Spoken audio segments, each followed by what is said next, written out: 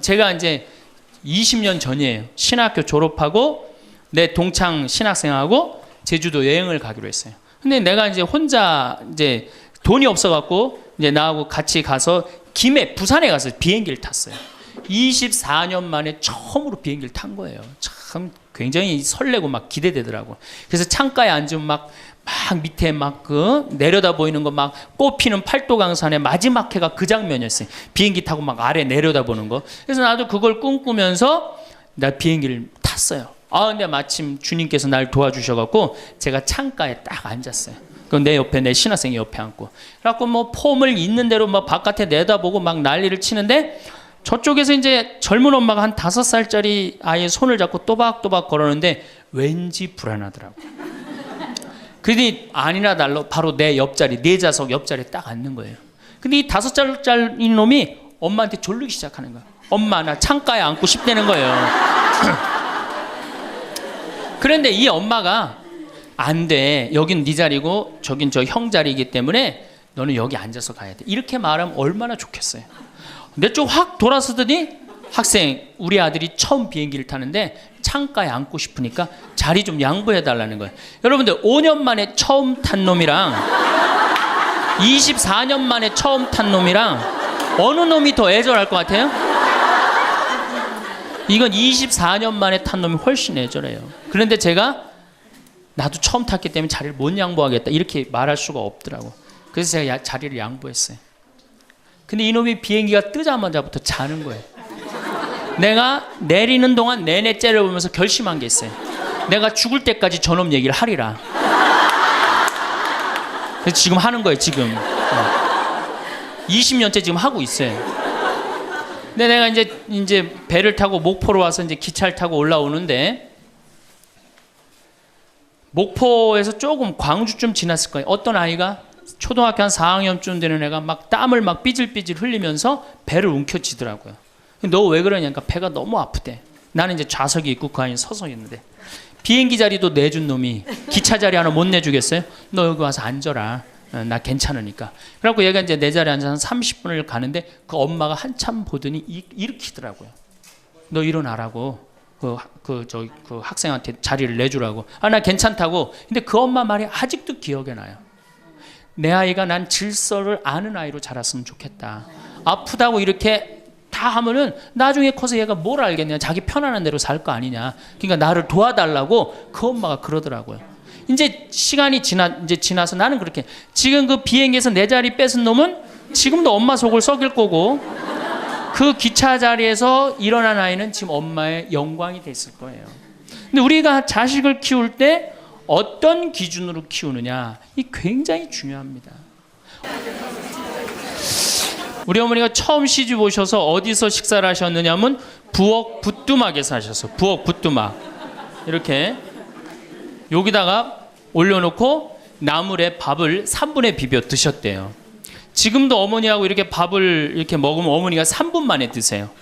왜 이렇게 빨리 먹느냐 그러니까 시집 6.25 이전에 시집을 와갖고 밥을 빨리 먹어야만이 소 꼴도 먹이고 죽도 쓰고 애들 젖도 먹이고 어디 감히 시아버지하고 남편하고 밥을 먹느냐 이거예요. 근데 제가 어렸을 때 어머니가 어디서 식사를 하셨냐면 방 바닥에서 하셨어요. 방에 상도 많은데 꼭 바닥에서 밥그릇을 갖다 놓고 앉아서 드시더라고요. 저는 왜 밥상에 이렇게 자리도 있는데 꼭 어머니가 저렇게 방 바닥에서 드실까 이런 생각을 했어요. 근데 어머니는 사실은 출세한 거죠. 부엌에서 방으로 들어온 것만 해도 출세한 거예요. 네. 20년 만에 방에 들어와서 식사를 하신 거예요. 근데 제가 신학교에서 방학 때 와보니까 놀라운 일이 벌어지셨어요. 어머니 밥그릇이 밥상 위로 올라왔어요. 아버지하고 마주보고 식사를 하시더라고요. 이걸 뭐라고 그러냐면 맘먹는다고 그럽니다. 이때부터 맘먹기 시작하더라고요. 아버지하고. 목소리가 어머니 목소리가 그전에는 어머니 목소리가 커졌던 기억이 안 나는데 밥상 위에 밥그릇이 올라오면서부터 이게 어머니 목소리가 더 커지기 시작했어요. 근데 제가 이제 신부돼 갖고 한 달에 한 번 집에를 가는데 이젠 더 놀라운 일이 이제 벌어졌어요. 어떤 일이 벌어졌느냐면 이제 밥을 아버지가 차려 드세요. 어머니가 안 차려 주세요. 아버님 하시는 말씀이 엄마 성당 간다고 가방 들고 나가시면은 해 떨어지기 전까지는 안 들어온대요. 여러분들도 지금 오늘 아침에 상 차려놓고 지금 나왔죠? 남편이야 밥을 먹곤 말건 이게 완전히 세상이 바뀐 거죠. 어떻게 감히 남편 밥을 안 차려주고 강원도까지 옵니까? 점심 한 끼인데요. 뭐 이렇게 간이 커졌다니까 여자들이. 자, 그런데 우리 아버님은 한 달에 레지오 4일, 그 다음에 구역 밥모임 4일, 그리고 당신 개모임 한 4일, 12일을 나가서 드세요. 어머니가. 아버님이 12일을 밥을 차려 드시는데 불만을 안 삼으세요. 무슨 생각으로 불만을 안 삼나 했더니 이 늙은 나이에 내가 이 집에서 쫓겨나지 않고 밥 세끼 얻어먹는 것만 해도 감사하다. 여러분들 젊은 사람들의 이혼은 줄어드는데 황혼 이혼은 지금 늘어나고 있어요. 황혼 이혼은. 그러니까 늙어서 안 쫓겨나는 게 그것도 여자한테 안 쫓겨나면 감지덕지한 거죠. 그러니까 세월이 50년 만에 완전히 바뀐 거예요. 21세기는 저는 4가지의 중요한 트렌드를 알고 있으면 된다고 생각을 해요. 21세기는 여성의 시대고, 21세기는 노인의 시대고, 21세기는 서비스의 시대입니다. 3번에 제가 3번이 아니고 분당에 이렇게 나가보면은 먹자 골목에 가보면 낮에 가보면은 전부 여자 천지예요. 여자들. 남자가 없어요. 남자가. 찜질방을 가봐도 여자 천재예요. 여자 천재. 그 우리나라 경제권을 집안에서 60%가 여자가 결정한대요. 남자가 얼마를 결정하냐면 13% 결정한대요. 우리나라는 남자들이 결정권이 없어요. 여러분들 2002년에 판사 임용고시에 1등부터 10등까지 6명이 여자였어요. 2006년에 판사가 110명이 됐는데 남자가 56명, 여자가 54명. 근데 2007년에 판사가 90명이 임용이 됐는데 남자가 38명, 여자가 52명, 남자가 38명. 그러니까 2배가 많은 거예요. 예. 훨씬 여자가 많은 거예요. 이 작년에 외무고시 31명이 합격을 했는데 남자가 10명, 여자가 21명. 이 놀라운 통계입니다. 제가 2군 사령부에 가서 강의를 한 적이 있어요. 2군 해군 평택에 있는 장병 한 1000명한테 강의를 했어요. 환경 강의를 하고 끝나고 나왔는데 거기 소령님이 저한테 부대를 구경시켜줘요. 제가 이 군 부대 강의를 많이 들어가는데 꼭 군대 가면 자기 부대를 꼭 구경시켜줘요. 2군 해군 사령부가 서해 교전한 부대예요. 그 배 막 올려져 있고 배도 구경시켜주고. 근데 이제 3,000톤급 구축함을 이렇게 했는데 뭐 포가 얼고 배길이가 뭐 100m고 막 설명을 해주는데 옆에 대위 3명이 딱 걸어가는데 여자 대위가 어깨가 딱 벌어진 키가 1m 70이 넘는데 3,000톤급 구축함은 눈에 안 들어오고 여자만 내가 이렇게 고개가 돌아갔어요.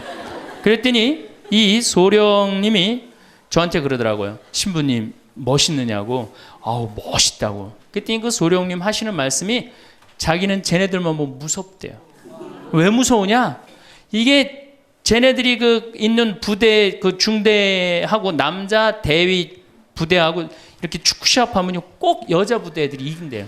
중대장. 왜? 이 군대가 얼마나 삭막해요. 그 삭막한 군대에 자기 중대장님이 여자야. 그러니까 이 시합을 하면 그 여자 중대장님을 위해서 목숨을 바쳐서 뛰는 거예요. 그래서 그 소령 얘기가 이제 곧 여자 장군 나올 거라고. 이제 곧 여자 장군 나올 겁니다. 이제는. 정말 제가 3번에 가서 한번 강의를 한 적이 있어요. 한 7, 8년 전에 고등학교 전교 1등부터 10등까지 9명이 여자예요. 남자 딱 1명이에요. 남자 딱 1명. 안산에 보니까 전교 1등부터 10등까지 1등부터 5등까지는 다 여자예요. 그러니까 요즘 남자애들이 왜 이렇게 시험을 못 보느냐? 컴퓨터 게임 때문에. 그 다음에 개떼처럼 돌아다니는 특성 때문에 남자애들이 여자애들을 따라갈 수가 없대. 혹시 우리 집에 남자만 아들만 난 낳았다 손 들어보세요. 우리 집에 아들만 있다 손 들어보세요. 이 집은 이제 망한 거예요.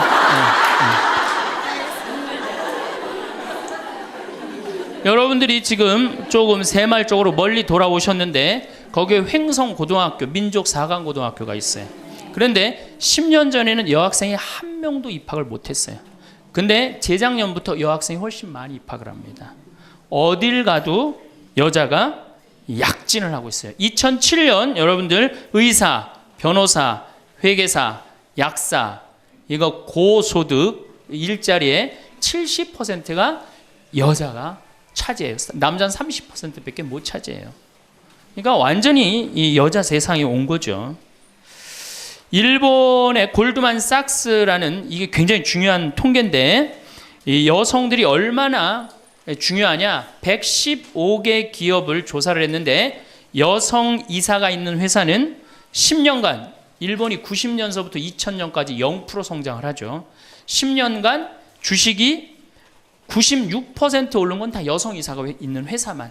그때 일본은 전체적으로 몇 프로 올랐느냐? 13% 올랐다는 거예요. 우리 집에 이제 딸이 있다. 그렇다면 이제 역사의 한 페이지를 장식할 인물이 나올 거예요. 여기 계신 분들 중에 내가 아들을 놓으면은 처음에 아들이 고추 달고 딱 나오면 뭔가 여자로서 일을 해낸 것 같죠. 그렇죠? 내가 드디어 이 시집에 와서 이 집에 이제 대를 잇는구나. 그리고 이놈이 이제 고추를 달고 막 뛰어다니면 그렇게 뿌듯하대요. 쳐다만 봐도. 그렇죠? 근데 이제 이놈이 이제 고등학교에 가고 콧수염이 나기 시작하면은 멀어지는 거예요. 사촌이 돼버리는 거예요. 사촌이. 엄마를 봐도 말도 안 하고 씩 자기 방에 들어가고 다정하게 말 건네는 게 없어요. 뭐 어렸을 때 막 안기기도 했는데 이건 뭐 자기보다 훨씬 큰 놈이 안기지도 않고, 이 대학교 가면은 얼굴 보기 힘들어지는 팔촌이 됩니다. 이제 장가를 가면 이제 사돈이 돼버리죠.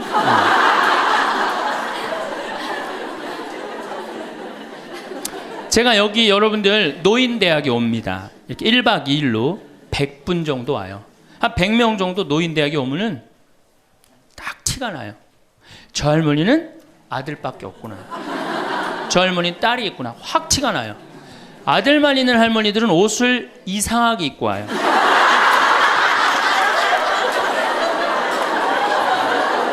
그 몸빼 바지 비슷한 거 입고 와요. 아들만 있는 할머니. 아니 관광버스를 타고 여기까지 오는데 1박 2일을 오는데 멋을 좀 내야 되는데 하여튼 몸빼 바지 비슷한 거 입고 와요. 파마를 해도 어떻게 하고 오느냐, 철모 뒤집어 쓴 거 같이 이렇게 하고 와요. 파마를 하고 와도.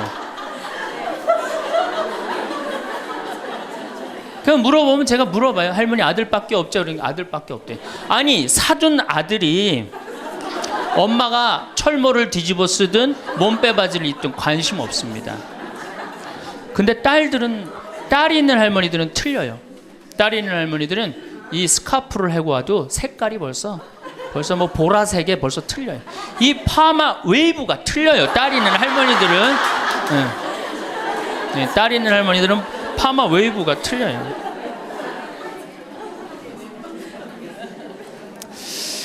그렇다고 그러죠. 똑똑한 자식은 나라의 자식이 됩니다. 그렇죠?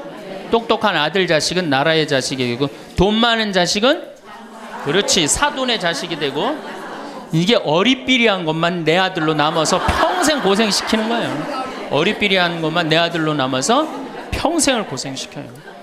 그러니까 여러분들 중에 아들이 있다고 행복하고 뭐 믿고 완전히 시대를 잘못 알고 있는 거예요. 이제는 늙어서도 아들이 있어도 소용이 없는 시대다. 21세기는 자고로 누구의 시대냐? 여성의 시대다. 여성을 무시하면 어떤 공동체든 망하게 되어 있습니다. 어떤 공동체든. 우리나라에서 돈 제일 많이 버는 기업이 삼성이에요. 여성 이사가 제일 많은 회사가 삼성입니다. 아프가니스탄 여성 글도 안 가르쳐요. 그러니까 굶는 거예요. 샘 월튼이라는 분이 있어요. 이분이 누구냐면 월마트 창시자예요. 월마트 아시죠? 세계 최대의 기업이죠. 이 양반이 이제 세상 떠났는데 이 양반이 뭐라고 그랬냐면, 당신 회사에 결정권을 가지고 있는 여성 이사가 30%가 넘지 않는다면 당신 회사는 10년 후에 망할 걸로 생각해라. 그렇게 얘기를 했어요. 그러니까 이제는 사회에 돈 쓰는 주체는 다 누구예요? 다 여자예요. 제가 수없는 강의를 해도 내 강의를 듣는 대부분은 다 누구예요? 여자들이. 남자는 그 시간에 어디가 있어요? 노예처럼 돈 벌러 나가면은 그거 먹으러 다녀, 강의 들으러 다녀. 그러니까 돈을 쓰는 주체가 여성이기 때문에 여성을 이해하지 못하는 공동체 망하게 돼 있어요. 그 많은 기업가들이 그걸 간파한 거예요. 제일 먼저 망할 때가 어디야? 한국 천주교. 모든 결정권이 누가 있어요? 남자들이 있잖아요. 주교님, 신부님들이 다 결정하잖아요. 난 걱정이 앞서요.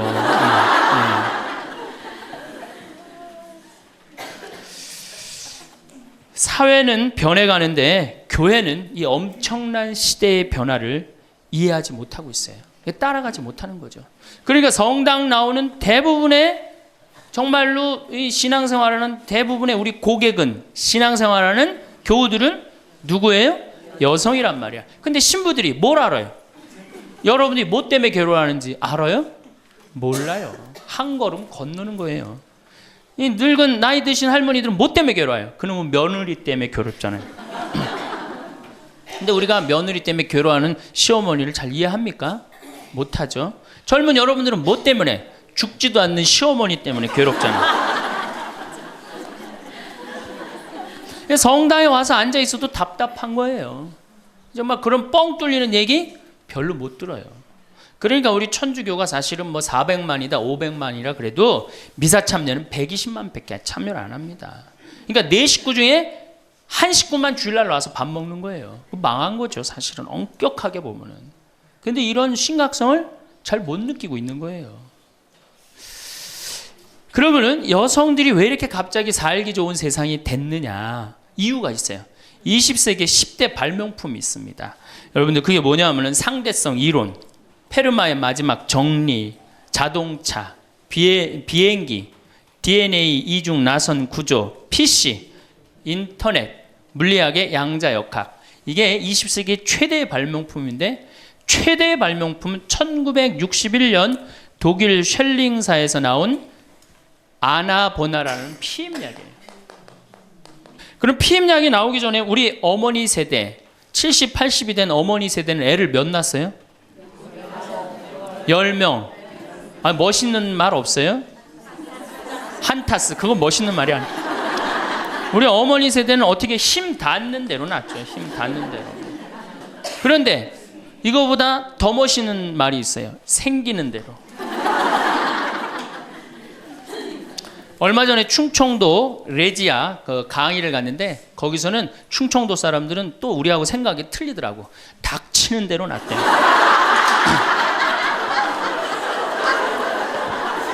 닥치는 대로 낳대요. 그러니까 우리 어머니 세대 16에 시집 갑니다. 그렇죠? 16 생식 능력 시작되면 그럼 배가 불러요. 16 시작하고 배가 부르면 17 되면 애가 하나 나와요. 애가 나오면 얼마나 바빠요. 젖 먹여줘야죠. 얼러줘야죠. 논일 나가야죠. 밭일 나가야죠. 우리는 어렸을 때 집에 누에를 키웠어요. 누에 뽕 먹여야죠. 얼마나 바빠요. 그런데 이게 아장아장 걸어다닐만 하면 19 되면 또 어떻게 돼? 또 배불러. 그 20 되면 또 하나 나와. 이 둘이 이제 아장아장 기어다니고 정신이 하나도 없죠. 22 되면 또 배불러요. 23 되면 또 나와요.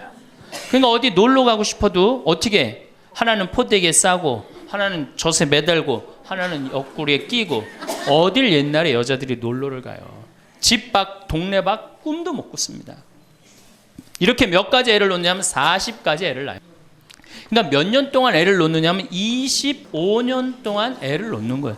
25년 동안. 여러분들 이게 사람이에요? 25년 동안 애를 놓으면? 이거는 애를 놓는 게 아니라 새끼 놓고 새끼 키우고 새끼 놓고 새끼 키우고 새끼 놓고 새끼 키우는 거예요. 그러니까 40에 내가 애를 놓으면은 그 애는 내 첫 장남의 애하고 같이 자랍니다. 그러니까 옛날에 할머니들은 요즘 젊은이들은 다 우리 아가야 그러잖아요. 근데 옛날에 할머니는 다 뭐라 그래? 아이고 우리 새끼들 그러잖아요. 막내는 새끼로 안 보이죠. 강아지로 보입니다. 강아지. 아이고 우리 강아지. 그러니까 25년 동안 저렇게 새끼 놓고 새끼 키운 여자 머릿속에 든 게 있느냐?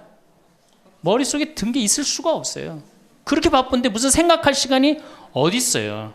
그래서 머릿속에 뜬금없는 여자가 집안일 챙겨나면 그 집 망한다. 그래서 암탉 꼬꼬댁 하우스 폭삭 그랬어요.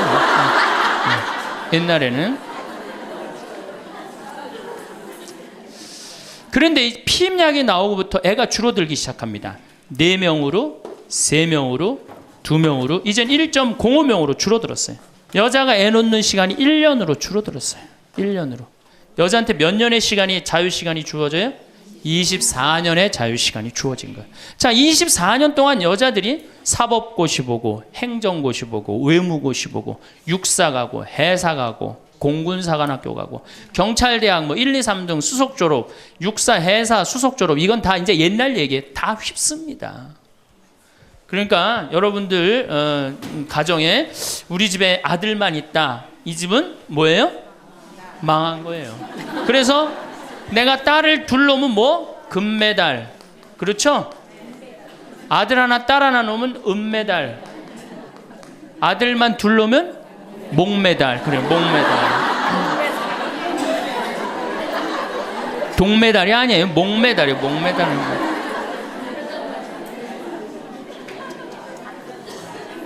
그런데 문제는 이렇게 여자들이 살기 좋은 세상이 됐어요. 이렇게 살기 좋은 세상이 됐는데 참 불행하게도 대한민국에서는 여자들이 이 사회를 주도해 나가는 주도 세력이 못 됩니다. 왜냐하면 16대 때 우리나라 여성 국회의원이 16명에서 300명 중에 5.4%, 17대 때는 39명, 300명 중에 그러니까 12%, 13%예요. 그런데 여러분들 정말로 잘 산다는 스웨덴은 국회의원이 42.7%, 덴마크는 29.8%, 30%예요. 그러니까 여성들이 사회에 진출해서 그 사회를 변화시키려고 굉장히 노력을 해요. 근데 우리나라 여성들은 사회가 뒤집어지든 엎어지든 지금 바로 여러분들 세대, 지금 30대, 40대, 50대 요 세대들은 관심이 없어요. 엎어지든 뒤집어지든. 지금 여러분들 우리나라 4급 공무원 100명 중에 여자 공무원이 몇 명인 줄 아세요? 딱 5명이에요. 그러니까 미국의 대사분이 우리나라에 이제 있다가 이제 미국에 가면서 한 신문의 칼럼에 글을 쓰고 갔어요. 대한민국 이상하다. 이렇게 여자들이 대학까지 나오는, 이렇게 많이 나오는 나라도 없다. 그런데 대학까지 나온 이 고급 인력이 시집만 가면 다 자기를 관둔다. 참 이상하다. 그래서 한국이 발전을 못하는 거예요. 그 인력이 어떻게 그대로 다 계속 사회를 위해서 노력을 해야 되거든요. 우리가 $10,000에서 $20,000로 넘어갈 때 여성의 사회 참여율이 모든 국가를 통계를 빼보니까 9% 정도 증가했대요. 여성들이 사회에 나가는 게. 우리나라는 1.6% 사회 안 나가는 거예요. 왜 안 나가요? 2가지 때문에 안 나갑니다. 이 2가지, 이 병을 고치지 않는 한 우리나라는 선진국으로 가기도 힘들고 대한민국 정말 행복한 나라로 가기도 힘들어요. 첫 번째 뭐냐? 자식 교육. 여기에 미쳐 있어요. 요즘 내가 이렇게 방송을 보면은 정말로 정신없구나 이런 생각이 들어요. 두 번째로는 텔레비전. 이게 또 방송으로 나가겠지만 이 텔레비전님에 미쳐 있어요. 텔레비전. 이 2가지 여자들이 완전히 미쳐서 사회에 건강한 세력이 되지 못하는 거예요. 그럼 자식 교육을 가만히 보면은 한번 보세요. 내가 이제 딱 아기를 가졌어. 임신을 했어. 요즘 젊은 엄마들이 임신을 딱 하면은 얼마나 이뻐요. 지금 이제 해도 나고 이제 조금 있으면 더 멋있어질 것 같은데 강도 예쁘고 산도 예쁘고 꽃도 예쁘고 하늘도 예쁘잖아요.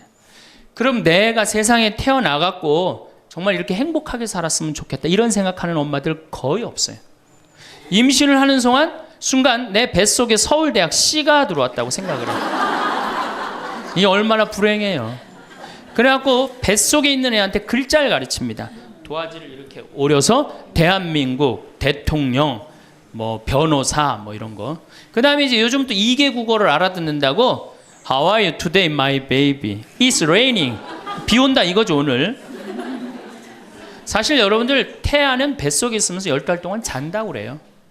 그 애한테 무슨, 그래서 그걸 뭐라 그래? 태교라고 그러잖아. 교육을 시키는 거 뱃속에 있을 때부터. 얼마나 불행합니까? 뱃속에 있을 때부터 교육을 받으니. 그러니까 엄마의 태를 열고 세상에 나왔어. 그래갖고 3번에 이제 아파트 촌이죠. 아파트를 통해서 수리산을 너무너무 보고 싶어 애가. 구름도 보고 싶고 눈도 보고 싶고. 근데 이 잔인한 엄마들이, 아니 아무 생각 없는 엄마들이 아파트 베란다 창문에 한쪽에는 가나다라마바 차타카타를 붙여놓고 한쪽에는 A, B, C, D, E, F, G를 붙여. 수리산을 보고 싶어도 보여요, 안 보여요? 글자에 가려서 안 보이는 거예요. 내가 누워서 모빌이 돌아가는데 기억 니은 디귿 리을이 막 돌아가요. 모빌이. 겨다닐만 하면은 엄마들이 텔레비에는 텔레비전이라고 써놓고 냉장고에는 냉장고라고 써놓고 의자에는 의자라고 써놓고. 그러니까 애들이 겨다닐 때마다 글자가 없는 데가 없어요. 그러니까 요즘 애들이 몇 살이면 한글 띱니까? 5살이면 4살 띄어요? 5살이면 한글 띄어요. 여기 계신 분 중에 초등학교 들어가기 전에 한글 띄신 분들 계세요? 없을걸요? 저는 초등학교 1학년 내내 받아쓰기 빵점이었어요. 기억나요? 1년 내내 빵점이었어요. 글자가 뭔 줄 알고 학교를 들어가요. 맨 뛰어놀다가 어머니가 어느 날 갑자기 여기다 수건 딱 달아주니까 이게 학교 가는 건가 보다 하고 학교 갔죠. 2학년 때 저는 한글 띄었어요. 근데 내가 5살에 한글을 띈다. 흥분됩니까? 안 됩니까? 드디어 우리 집에 천재 태어났다. 저한테 데리고 옵니다. 신부님, 우리 애가 천재인가 봐요. 왜요? 텔레비에 나오는 글자 모르는 글자가 없어요. 5살밖에 안 됐는데 축복기도 좀 해주세요. 안수기도 해달라는 거죠. 그럼 내가 걔 머리에 손을 얹고 뭐라고 그러냐? 이제 네 인생은 쫑났다.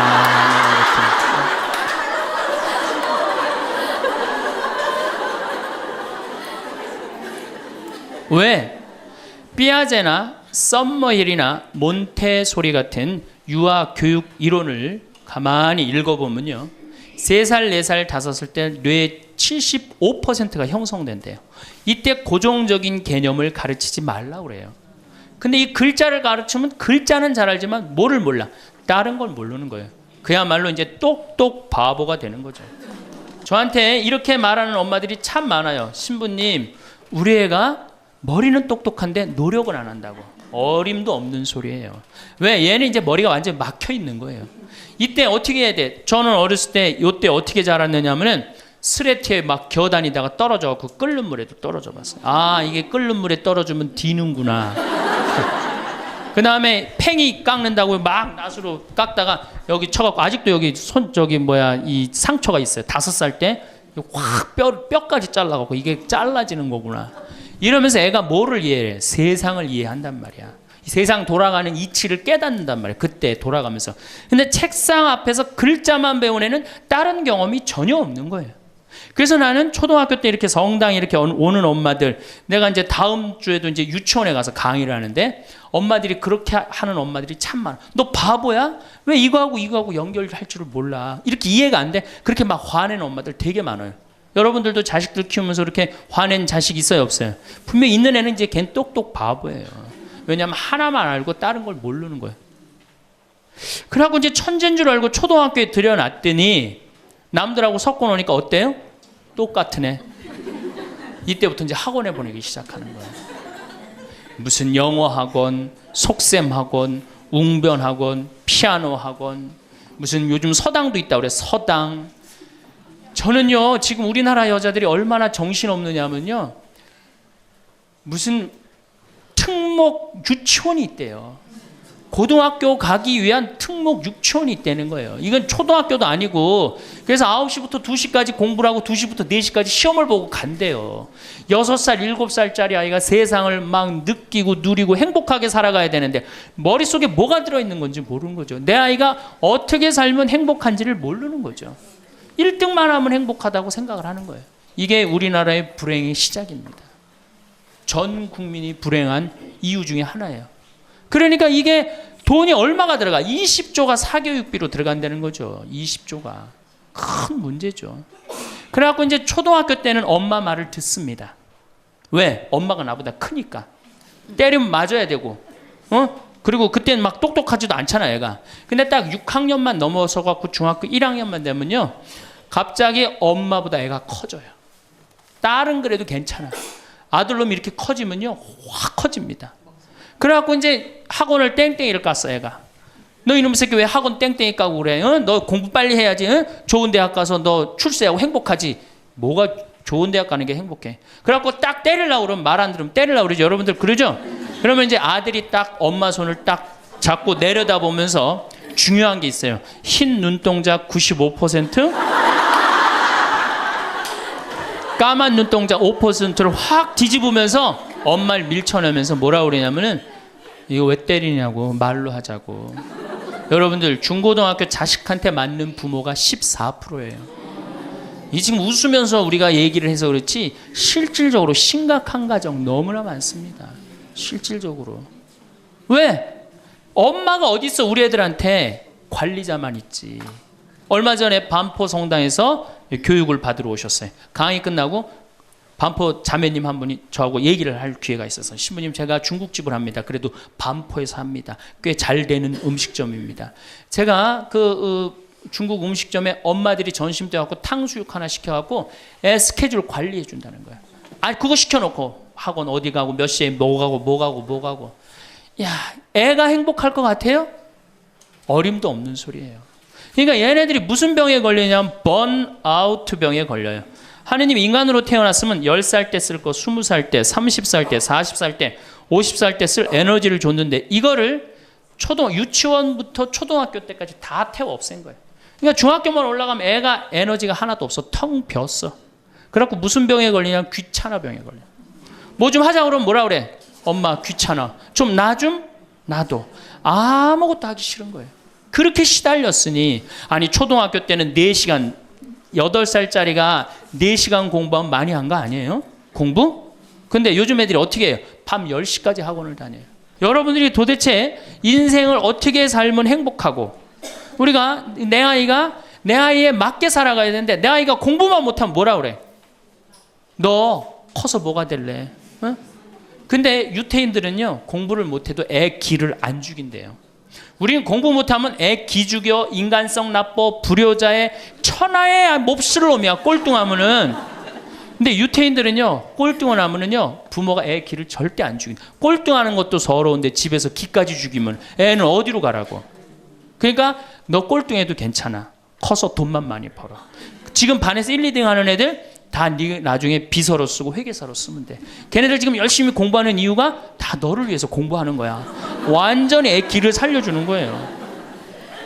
그러니까 스티븐 스필버그가 나오는 거예요. 여러분들 스티븐 스필버그가 고등학교 2학년 때 학교 적응을 못해서 학교를 관둡니다. 그리고 지지나 반에 편성돼요. 지지나 반에. 그런데 엄마가 어떻게 했느냐? 우리 아들은 영화를 좋아하니까 우리 아들은 상상력이 좋으니까 훌륭할 거야. 끊임없이 아이의 길을 살려줘요. 이 사람이 어떻게 됐어요? 세계 최고의 감독이 된 거예요. 그 상상력 하나만 가지고 엄마가 만약에 공부 꼴 지지나반 이 지지나반에 들어간 이 지질이 복도 없는 거 내가 팔자도 없지 이랬다면 스티븐 스필버그가 나오지 않았을 거예요. 근데 우리나라는 꼴등하면 인간성 나쁘고 불효자고 부모님 마음 이해 못하고 사실은 꼴등하는 애들이에요. 여러분들 성격 좋은 애들이 꼴등하는 거예요. 이 유한 애들이 독한 놈들이 1등하는 거예요. 여러분들 자식들 중에 1등하는 애들이 있으면 독한 애들이에요. 그거 좋아할 거 하나도 없어요. 자, 이제 우리가 자녀들 이제 엄마들이 무슨 생각을 하냐면 내가 내 아이를 정말로 행복하게 키운다는 생각 아니면 차라리 신앙으로도 키워야 되는데 이게 대학에 미쳐 있기 때문에 중학교 3학년 고등학교 3학년 때 미사를 안 나가면은 은근히 눈을 감아줘요. 은근히 눈을 감아줘요. 이때 막 강하게 얘기를 안 합니다. 근데 사실 이게 이제 우리가 정말로 잘못 키우는 거죠. 자식을 완전히 잘못 키우는 거예요. 우리가 우리 자식들을 질서를 알게 키우든가 아니면 예의를 알게 키우든가 아니면 사랑을 알게 키우든가 봉사를 알게 키워야 되는데 너 편안하고 너 1등만 하면 최고야. 네가 1등만 하면 모든 게 다 용서돼. 그런 거예요. 어쨌든 신부님은 결혼을 안 해갖고 자식의 소중함을 몰라서 그런 답답한 소리를 합니다. 그래갖고 이제 어떻게 내 아이가 이제 서울대학을 갈 줄 알았더니 지방 무슨 제3대학을 졸업을 했어. 졸업을 해갖고 취직을 했어. 그럼 부모 역할 다 한 거야, 안 해요? 부모 역할 다 한 거예요. 역사적으로 자식이 농사를 지을 줄 알았으면 부모 역할 다 했어요. 공자님 시대 평균 연령이 몇 세였냐면 38세였어요. 16에 시집을 가고 32, 33 때면 내 아이가 16이 됐을 때 부모가 기다려줬어요? 안 기다려줬어요? 안 기다려줬어요. 죽었어요. 그러니까 옛날에는 자식이 부모한테 애절합니까? 안 애절합니까? 애절해요. 죽지 말라고. 그러니까 옛날에는 장남이 어머니 아버지 돌아가시면 어떻게 손가락 깨물어서 단지해드렸어요. 그건 어느 장남이나 부모가 30대 돌아가면 다 합니다. 그리고 허벅지 자기가 직접 해주고, 그게 뭐 상상이 안 가는 일이지만 옛날에는 그게 가능했어요. 왜? 이렇게 날 키우고 지금 죽으면 어떻게 하느냐. 그리고 옛날에 장남이 죽지 말라고 그러는 이유가 있어요. 왜 죽지 말라고 그러면 동생이 13, 17, 4, 1살이란 말이야. 아니 이렇게 나눠놓고 지금 죽으면 이거 누가 키워야 돼? 장남이 키워야 되잖아요. 그러니까 죽지 말라고 그랬던 거예요. 근데 우리 어머니가 60까지 살았어. 그러면은 이 1살이 시집 장가 가는 나이예요. 그러니까 장남이 너무 고맙다고 이렇게 내 동생 다 키워줘서 너무 고맙다고 잔치를 해준 게 바로 회갑 잔치, 환갑 잔치예요. 그러니까 옛날에는 환갑이 굉장히 의미가 있었어. 근데 요즘은 환갑을 차려줬는데도 이게 안 죽네.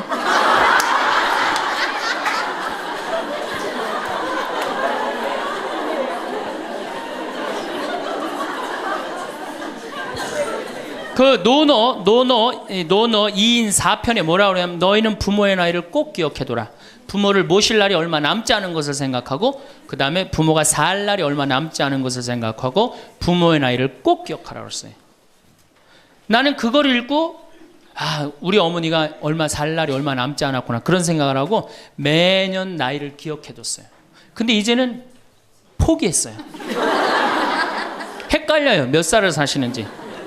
그리고 어머니가 60대 뭐라고 그러셨느냐면은 에휴 늙으면 죽어야 돼. 늙으면 죽어야 돼. 그래서 그때 굉장히 내가 그 논어를 막 한참 읽을 때라 정말로 내가 부모한테 잘해야 되겠구나.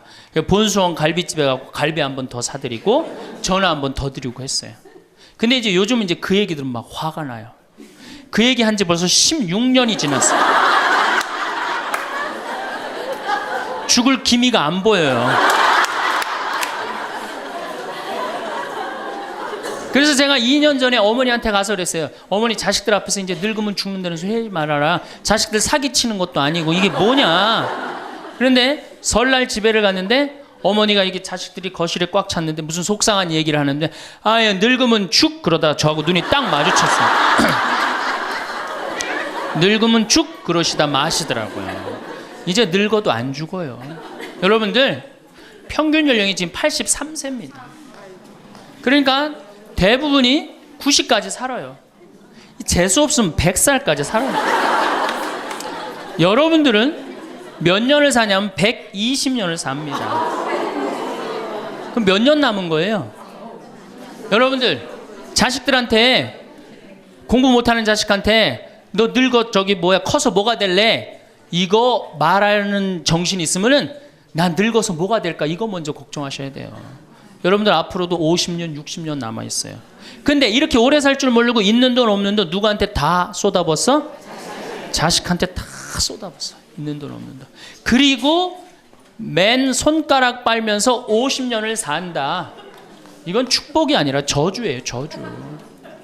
정말로 생각 잘 하셔야 돼요. 우리나라 여성들 지금 자식한테 지금 학원비 1년에 20조 쏟아 넣을 일이 아니에요.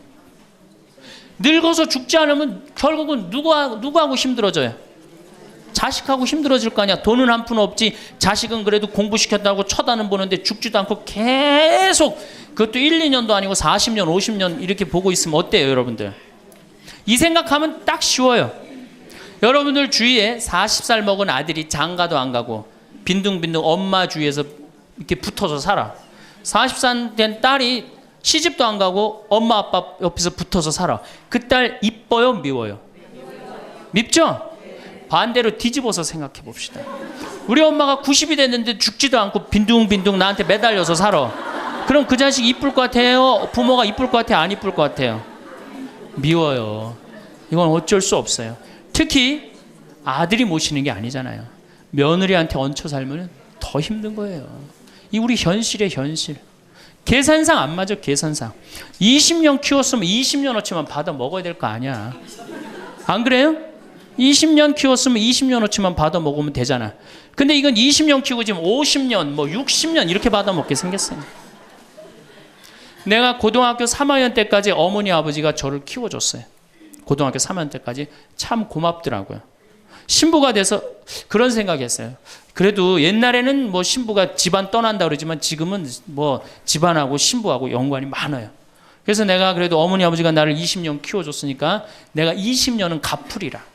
20년 얻어먹었으니까 20년은 갚으리라. 그런 생각을 했어요. 참 기특한 생각을 했죠.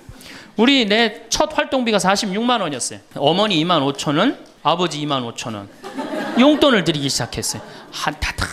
지금 17년째 한 달도 안 빠지고 용돈을 드려요. 지금은 좀 많이 드리죠. 뭐 강의 다니고 그러니까 조금 제가 강사료 있으면 한 달에 뭐 5번, 6번 강의를 나가니까 그 강사료 중에 하나만 나눠줘도 용돈 많이 드리는 거예요. 17년 드려요. 한 달도 안 빠지고. 제가 생각해도 제가 기특해요. 이제 3년만 하면 끝나는 거예요, 이제.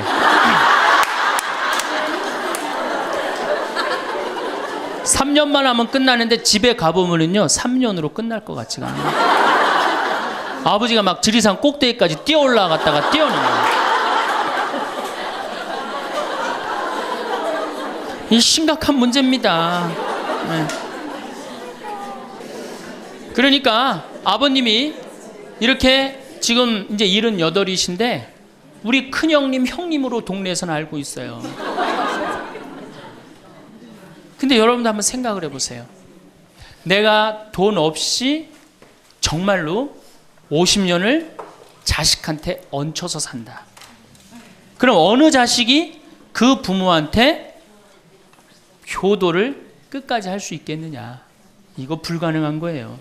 여러분들 지금 내가 자식 잘 키우면 호강할 거라고 생각하죠? 어린 반푼어치도 없는 소리예요.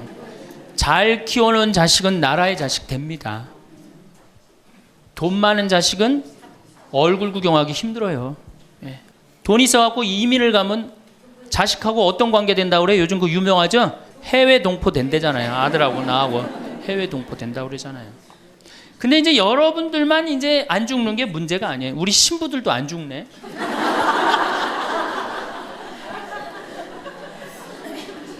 신부들이 내가 신부 될 때 우리 수원교회 은퇴사제가 한 분 계셨어요. 한 분 계셨는데 지금 19분 계세요. 19분이 우리가 은퇴기금을 모았는데 벌써 다 쓰셨어요. 그리고 이제 죽지도 않고 그대로 가세요. 지금 여기 지금 우리 교구의 최고 원로 신부님 지금 와 계시거든요. 예, 와 계신데 지금 이제 83인지 4인지 또 헷갈리는데 예, 계신데 건강하세요. 제가 보기엔 한 95까지 사실 것 같아요. 그러니까 참 우리 신부들, 여러분들은 그나마 손자도 있고 손녀도 있지. 우리 신부들은 아무것도 없잖아. 은퇴하면은 땡이에요, 땡. 교우들이 찾아와요. 이거 1년 겨우 찾아고 1년 지나고 나면 내가 은퇴 신부님들 가보면 하루 종일 혼자 계세요. 그것도 1년 365일. 그러니까 이탈리아는 어떻게 은퇴를 안 합니다. 신부님들이 절대 은퇴 안 해요. 왜? 외로운 걸 아니까. 이 실제로 있었던 일인데 93살 먹은 할아버지 신부님이 은퇴를 안 하는 거예요. 여러분들 시어머니 93살 되면 제정신이에요, 제정신 아니에요? 아니 93살 먹은 신부님이 93살이 정신이 오락가락 하는 거예요. 그러니까 이게 신부님이 혼배 때 이제 장례 강론하고 장례 때 혼배 강론하고 막 이러는 거예요. 주교님이 머리가 아픈 거예요. 그래서 하루는 주교님이 찾아가서 신부님한테 신부님 이렇게 은퇴하라고 해도 은퇴도 안 하시고 이렇게 맨날 이렇게 헷갈려 하시고 하니 내가 보자 하나 보내줄 테니 그 보자 받아갖고 어려운 건 보자를 시켜라. 그래서 신부님 너무 기분이 좋대. 보자가 딱 온다 그러니까. 보자가 왔는데 70살짜리를 보내는 거예요. 70살짜리를 보내는 거예요.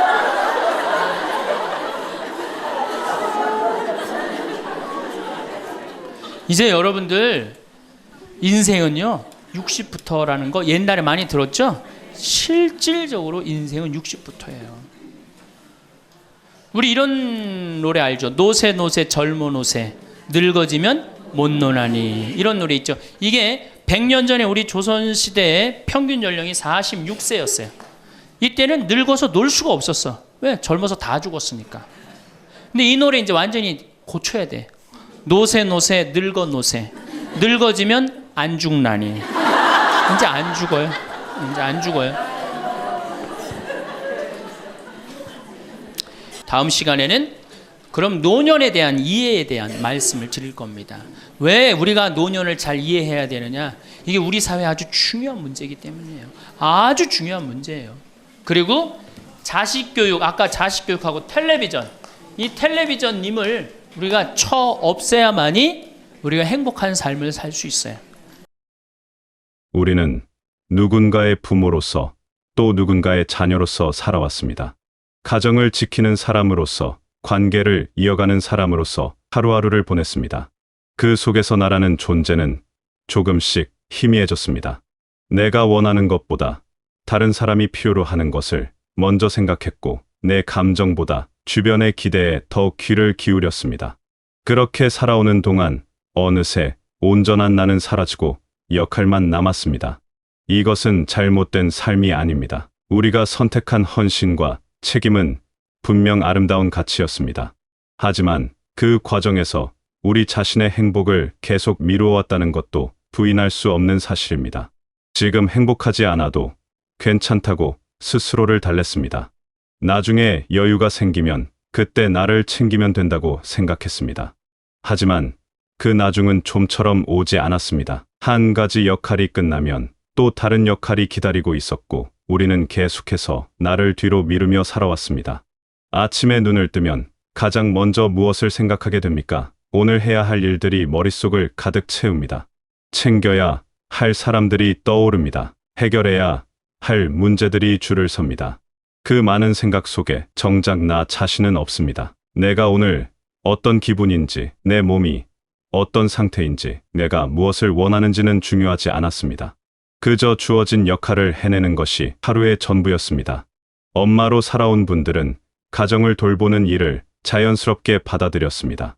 가족이 편안하게 지낼 수 있도록 돌보는 것이 당연한 일이라고 배웠습니다.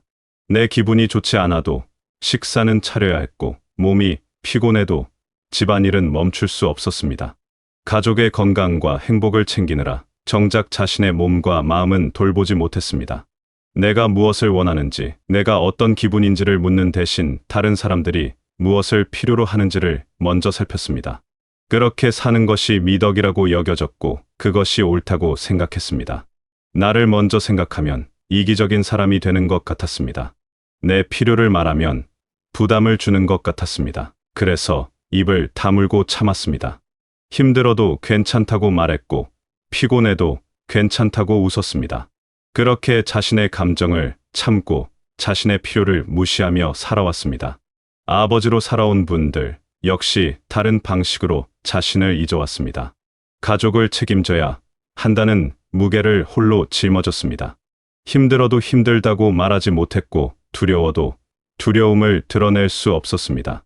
강해야 한다는 기대 속에서 약한 모습을 보이는 것은 허락되지 않았습니다. 그래서 속마음을 꾹꾹 눌러 담고 혼자 버텨냈습니다. 무너질 것 같은 순간에도 무너질 수 없었습니다. 쉬고 싶어도 쉴 수 없었습니다. 가족을 위해 최선을 다했지만 정작 자신의 감정과 필요는 뒤로 밀어두었습니다. 나 자신을 돌보는 것이 나약함처럼 느껴졌고, 내 행복을 챙기는 것이 책임을 져버리는 일처럼 여겨졌습니다. 아프더라도 내색하지 않았고, 지치더라도 티내지 않았습니다. 그렇게 자신의 고통을 혼자 삼키며 살아왔습니다. 결국 여성도 남성도 각자 다른 모습으로 같은 길을 걸어왔습니다. 서로 다른 역할과 기대를 짊어졌지만 공통점이 있었습니다. 바로 자신의 행복을 온전히 누리지 못했다는 것입니다. 나를 위한 시간은 사치처럼 느껴졌고, 나의 행복을 먼저 생각하는 것은 이기적인 일처럼 보였습니다. 그렇게 우리는 나를 잊고 살아왔습니다. 하지만 이제는 다르게 생각해 볼 때입니다. 나의 행복을 챙기는 것이 정말 이기적인 일일까요? 아닙니다. 오히려 반대입니다. 나 자신을 돌보고 나의 행복을 지키는 것은 나를 사랑하는 사람들을 위한 가장 중요한 책임입니다. 내가 건강하지 않으면 다른 사람을 돌볼 수 없습니다. 내가 행복하지 않으면 진정한 기쁨을 나눌 수 없습니다.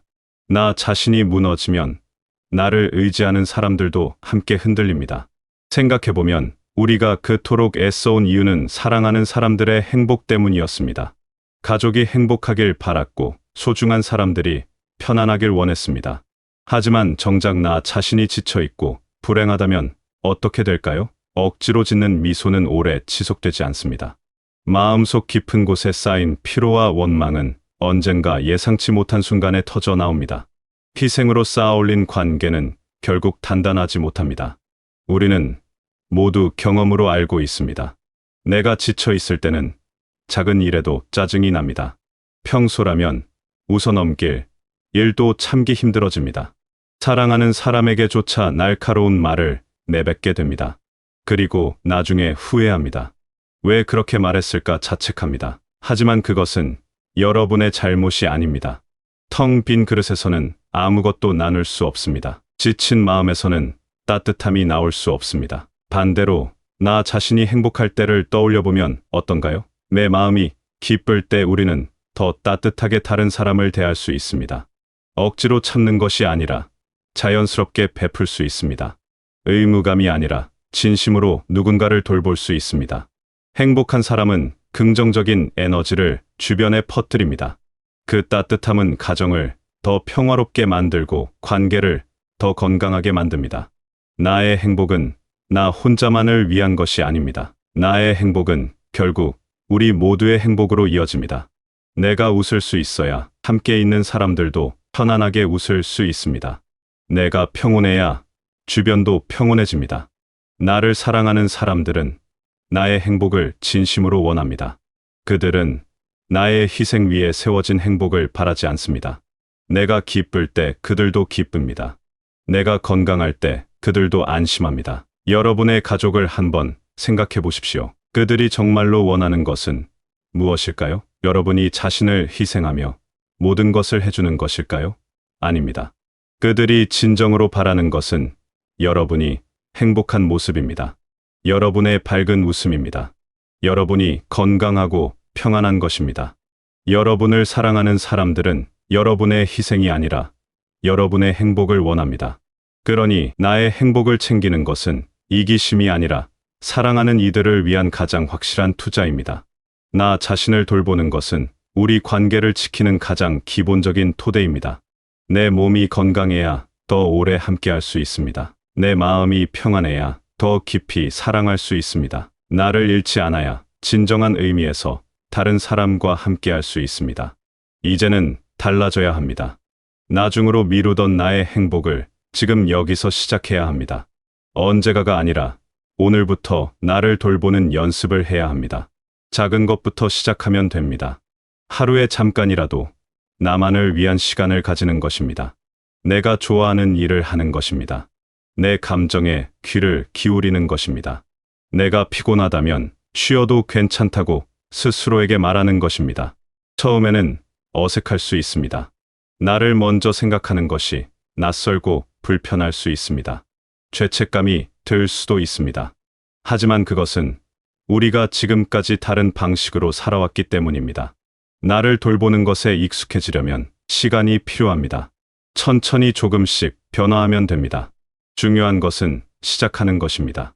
나를 위한 시간을 가진다는 것이 거창한 일일 필요는 없습니다. 좋아하는 음악을 들으며 산책하는 것일 수도 있고 창밖을 바라보며 잠시 쉬는 것일 수도 있습니다. 하고 싶었던 취미를 다시 시작하는 것일 수도 있고 그냥 아무것도 하지 않고 쉬는 것일 수도 있습니다. 중요한 것은 그 시간 동안 온전히 나 자신에게 집중하는 것입니다. 나의 감정을 인정하는 것도 중요합니다. 힘들면 힘들다고 말해도 됩니다. 피곤하면 피곤하다고 표현해도 됩니다. 슬프면 울어도 되고 화가 나면 화를 내도 됩니다. 감정을 참지 않고 있는 그대로 받아들이는 것입니다. 그것이 나를 돌보는 첫걸음입니다. 또한 나의 필요를 말하는 연습을 해야 합니다. 도움이 필요하면 도움을 요청해도 됩니다. 혼자 다 해낼 필요가 없습니다. 부담을 나누는 것은 나약함이 아니라 지혜입니다. 주변 사람들도 여러분을 돕고 싶어 합니다. 하지만 여러분이 말하지 않으면 그들은 알 수 없습니다. 나의 행복을 선택하는 것은 다른 사람을 버리는 것이 아닙니다. 오히려 우리 모두가 더 건강하게 함께하기 위한 선택입니다. 내가 행복해야 진정으로 다른 사람의 행복도 기뻐할 수 있습니다. 내가 기쁠 때 진심으로 나눌 수 있습니다. 희생이 아닌 사랑으로 관계를 이어갈 수 있습니다. 지금까지 여러분은 정말 많은 것을 해내셨습니다. 가정을 지키고 관계를 이어왔습니다. 책임을 다하고 역할을 해냈습니다. 그 모든 시간이 헛되지 않았습니다. 하지만 이제는 그 역할 속에 가려진 여러분 자신을 다시 찾을 때입니다. 누군가의 무엇이 아닌 온전한 나로서 살아갈 때입니다. 여러분은 행복할 자격이 있습니다. 당당하게 나의 기쁨을 누릴 권리가 있습니다. 그것은 이기적인 것이 아니라 사람으로서 마땅히 누려야 할 것입니다. 나를 사랑하는 것이 다른 사람을 사랑하는 것과 반대되지 않습니다. 오히려 나를 사랑할 수 있어야 진정으로 다른 사람도 사랑할 수 있습니다. 오늘부터 나의 행복을 위한 작은 선택을 해보시기 바랍니다. 내가 무엇을 원하는지 물어보고 내 감정에 솔직해지는 연습을 해보시기 바랍니다. 나를 돌보는 시간을 가지고 나 자신에게 친절해지기 바랍니다. 그 작은 변화가 모여 여러분의 삶을 조금씩 바꾸어 갈 것입니다. 나의 행복은 우리 모두의 행복입니다. 여러분이 웃을 수 있을 때 여러분 곁에 있는 사람들도 함께 웃을 수 있습니다. 여러분이 평안할 때 여러분이 사랑하는 사람들도 평안해집니다. 이제는 역할이 아닌 온전한 나로서 행복한 삶을 시작하시기 바랍니다. 여러분이 지금까지 걸어온 모든 길을 존중합니다. 그 속에서 여러분이 보여준 사랑과 헌신을 알고 있습니다. 이제는 그 사랑의 일부를 여러분 자신에게도 돌려주시기 바랍니다. 여러분 자신을 돌보는 것이 누구에게도 해가 되지 않습니다. 오히려 모두에게 가장 큰 선물이 됩니다. 나를 먼저 생각하는 것을 두려워하지 마시기 바랍니다. 나의 행복을 선택하는 것을 주저하지 마시기 바랍니다. 여러분은 충분히 많은 것을 해내셨습니다. 이제는 여러분 자신을 위한 시간입니다. 나로서 행복한 오늘을 살아가는 여러분 모두를 진심으로 응원합니다. 역할 속에 가려진 나를 다시 찾고 온전한 나의 이름으로 행복을 누리는 매일을 살아가시길 바라겠습니다.